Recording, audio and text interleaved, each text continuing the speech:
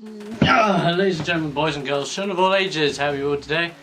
I'm your host as always, Dom Styler, the KB Expert, also known as Dom, and we're back doing another one of my Game Design 2B progress thread entries. I will be covering everything that we have done up to this meeting. So, what have we done for the past Easter 3 weeks? And of course, what have we been given the job to do? Let's find out. First things first, happy to say that textures are in-game. We have in-game textures now, awesome. Which is really badass and really awesome. We have started creating a script for the Kickstarter video that we have to do. Me, Dave and Steve compiled the script and compiled a method of how we can get everyone in on a quick video, because our original idea was to have it so that we had a mix between in-game and out-of-game, so we had a balance of showing what the game was, showing what the game consists of, what it has, showing who the team are, what we're all about, show that we're fun-loving and sort of thing. In the end though, the majority of the group did not want to go with this and instead want a strictly gameplay oriented quick starter video.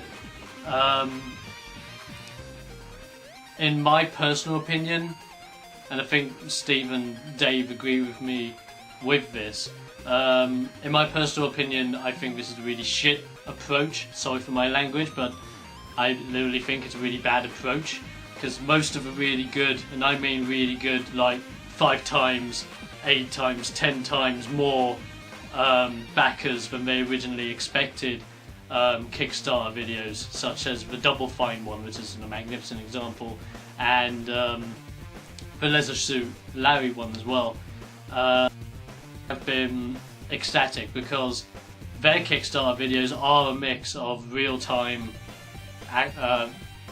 developers such as Tim Schafer, that stands in front of the camera, advertises it to you, as well as having quirky comedic moments here and there.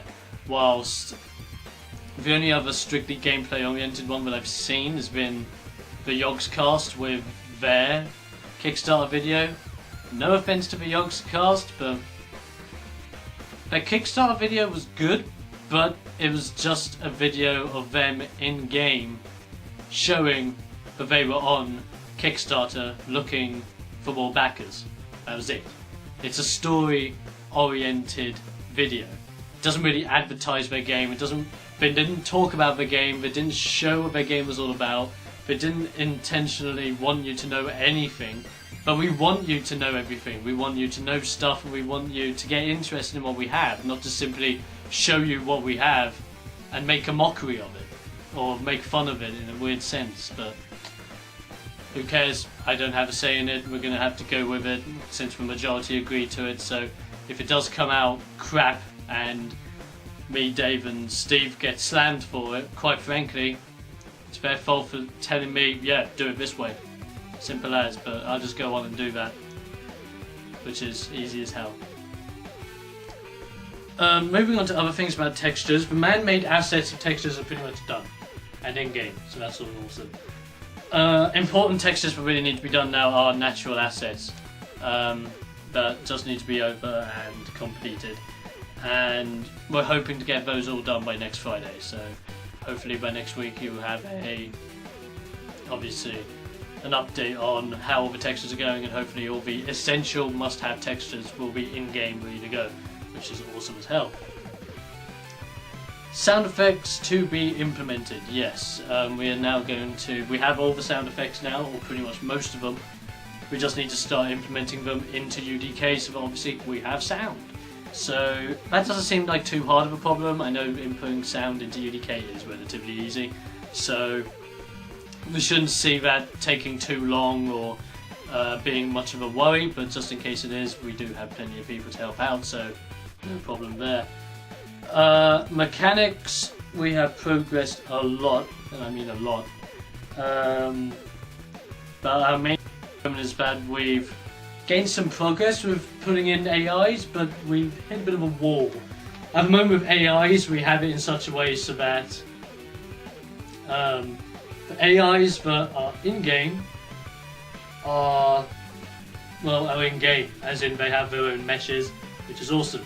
However, when they move around, they have no animation when they move around, and they can't attack you. So hopefully we can get that sorted out. Cross fingers. We're now deciding just to use the blight creatures as in-game enemies. I don't have a problem with this. I thought it was going to be a push putting the characters in there anyway, and all the individual ones of that. So keeping with the blight characters, I think that's a good move. The pickups have been put in, which is awesome, and they're now done. Cameras sorted, awesome, so that's all done.